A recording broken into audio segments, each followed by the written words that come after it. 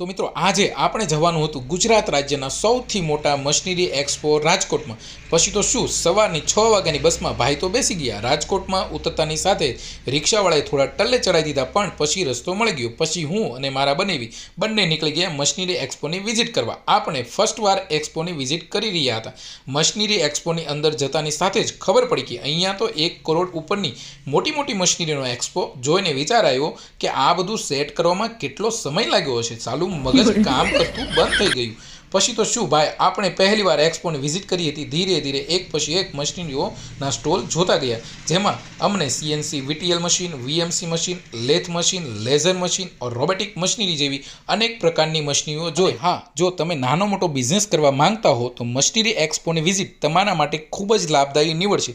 પછી તો શું 200 વીઘામાં આવેલ મશીનરી એક્સપોની વિઝિટ કરીને થાક્યા અને પછી નીકળ્યા બહાર આવતાની સાથે જ ખબર પડી કે આપણી 4 વ્હીલની આસપાસ 2 4 વ્હીલ પાર્ક થઈ ગઈ છે, એટલે આપણી 4 વ્હીલ કાઢવી ખૂબ જ મુશ્કેલ હતી। પણ બનેવીલાલનું ડ્રાઇવિંગ પાકું હો ભાઈ, થોડી આગળ થોડી પાછળ એમ 10 વાર કરીને ગાડી બહાર કાઢી લીધી, પછી નીકળી ગયા ઘર તરફ। કોણ મશીનરી એક્સપો ગયા હતા કોમેન્ટ જરૂર કરજો।